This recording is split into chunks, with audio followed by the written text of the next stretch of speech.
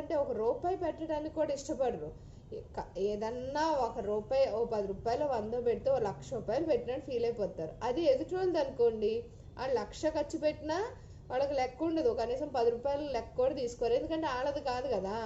అందుకే వాళ్ళకి ఏమీ తెలీదు. అందుకే ఇచ్చుట కంటే పుచ్చుట ధన్యతము అంటే, అది వెండైనా బంగారమైనా ఎటువంటి వస్తువులైనా సరే, విలువైన వస్తువులు వస్త్రములైనా సరే ఎలా అయితే దేవుడు ఆశింపలేదో, మనుషులు కూడా ఏది ఆశింపకుండా మనం చేసేది, ఒకరికి ఏదన్నా ఇచ్చాము అంటే ఇంకా మళ్ళీ మరలా మనం ఇంకా ఆశించకూడదు.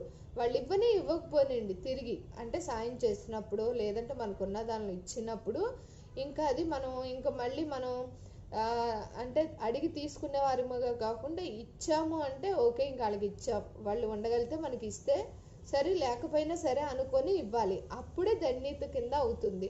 ఇంక ఇచ్చిన కాడ నుంచి